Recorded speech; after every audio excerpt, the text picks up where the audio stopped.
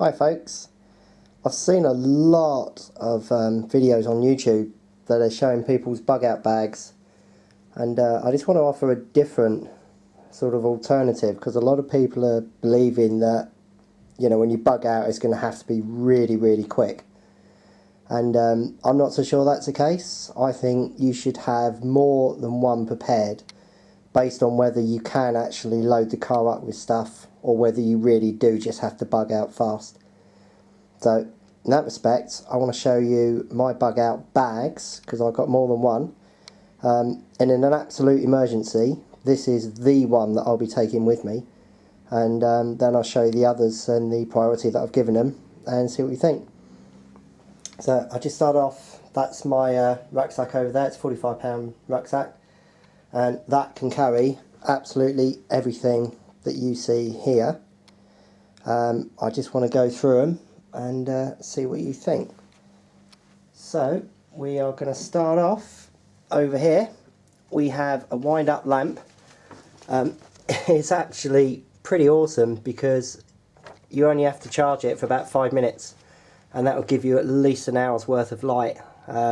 It's got various settings on it for the intensity, so it is really bright. So I'm very happy with that one. As you can see, I've got a pretty extensive first aid kit there. The reason is you've got to survive, and if anything happens, you need to be able to sort yourself out. So in my first aid bag, I've got a load of plasters of various sorts, waterproof, non-waterproof, everything else. I've got healing gel, Vaseline, antibacterial wipes.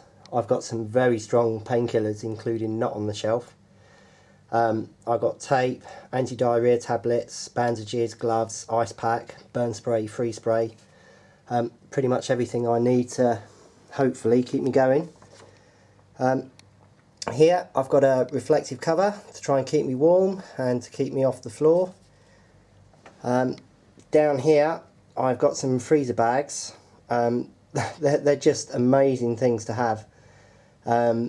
Not because they can freeze, but because you can carry stuff, you can carry water, you can do a lot of stuff with them, so I think they're pretty much a must. Next to it I've got a shovel. If you want to build a fire, I tend to try and dig them under, try and sort of dig a bit underground. Also, if you need to build a loo or something like that, you just want something that will enable you to get the mud out. I've got a cutlery set. I was going to go for a spork, but I don't know, I really like to be able to have a knife and fork. That's just me.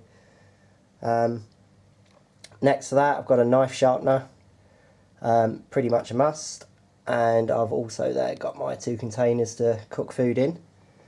I just come down here a little bit. I have got some seeds. The only reason I got them now, and I've got them in this kit, is because I'm not sure what's going to happen. And I wanted to get them now because if the shit hit the fan did happen, then obviously I want to, stuff like that's going to sell out really fast. So I've just been trying to stockpile on them. I've always got a fire lighter, I've got an axe, and I've got a saw there. Next to that I have another handsaw, and inside here I've got lots of matches and lighters. I don't know, fire lighting I'm not too bad, but it is quite nice to be able to just do that. Toothbrush, toothpaste. You have any kind of teeth problems, you're in just a world of pain, and there's not much you can do about it. So looking after my teeth is pretty much essential. Down here I've got a pretty big candle. Inside that box there I've also got lots of little candles. And inside here I have a survival kit that just contains a whole ton of stuff. And so the stuff that this contains is, you got a snap knife, fire starter, another one, combat wire saw, another one. Again, because I don't know how long I'm going to be out there for, that's just in there.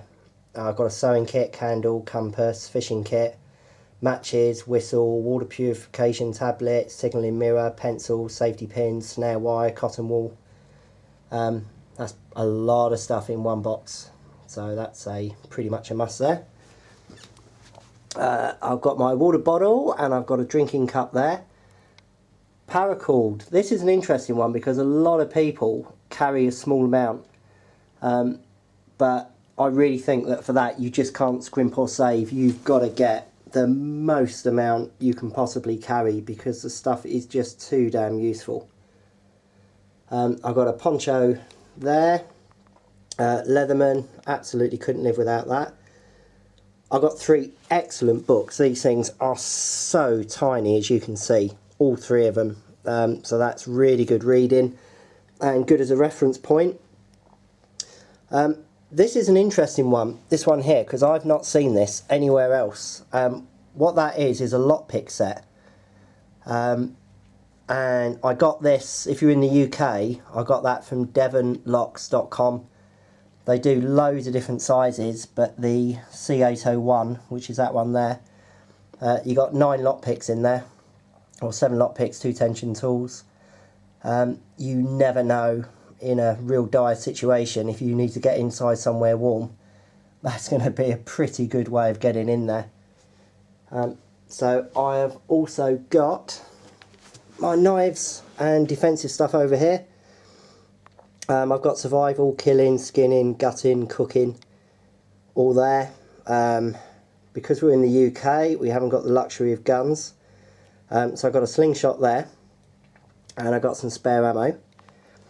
Food wise, I've got to keep it light, got to keep it sort of pretty self-contained. So I've just got 1 tin of tuna, that's enough rice there to last me quite a while. Snickers, peanut butter, just give me the high energy boost. Over here I've got a sleeping bag, then I've got a 2-man tent, and I've also got an inflatable floor mat there. So that's the initial one. That all goes inside my rucksack. It's all fairly light. I mean, I'm only 145 pounds, and I can run with that 20 minutes, half an hour, not really much of a problem. But this will hopefully cover most situations.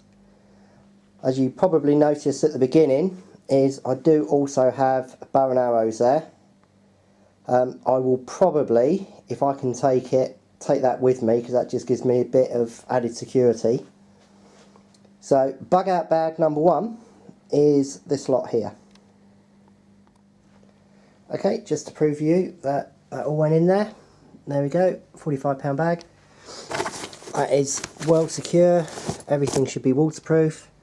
The only thing that I attach to it is the sleeping bag, the tent and the mat. And there we go. So that's bug out bag number 1. Now we go on to bug out bag number 2.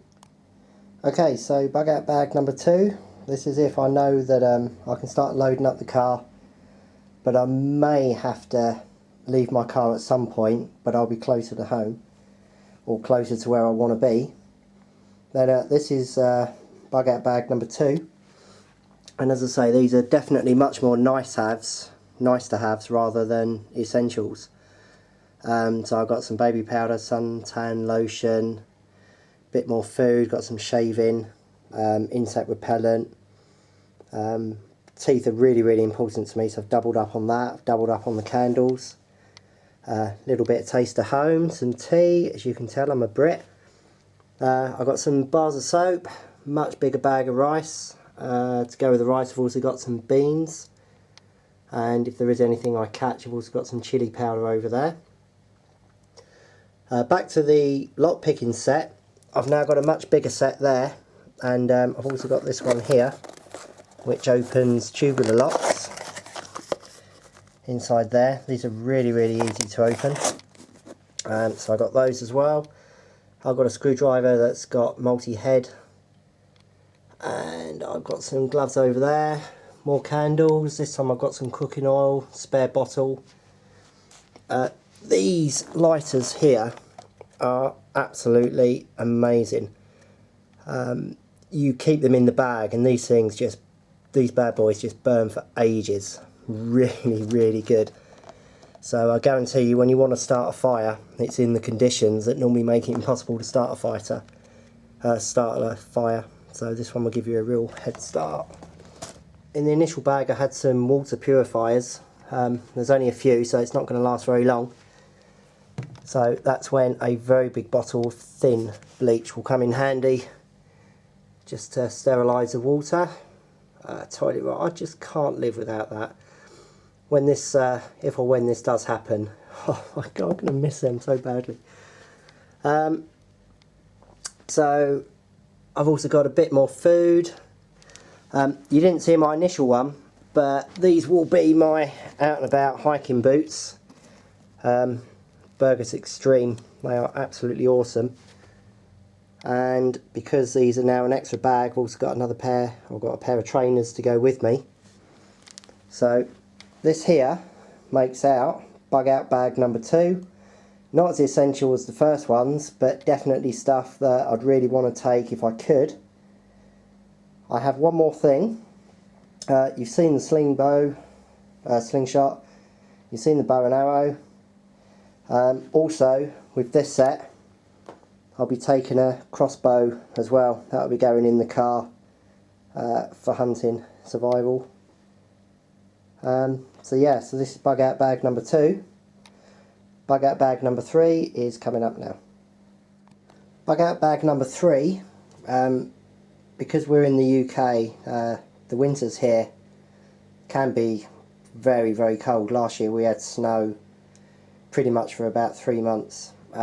So most of the stuff in here is clothes. I do quite a lot of running, and if you can get running gear, running bottoms, running tops, they really, really insulate well, and the sweat comes through them and it will keep you warmer for a lot longer. So definitely invest in this kind of material. It is really, really good. As you can see, there's quite a gap there. That's mainly because inside there I'll be filling up with more food, more ammo, stuff like that. So this one is mainly keeping me warm and just having extra stuff in there that just makes life that little bit easier. So you see my 3 bug out bags, so to speak. They're all done in priority order. So if I just have to get out of Dodge fast, I'd just take the one. I will leave everything else. If I can drive, then I'll take number 2 and 3.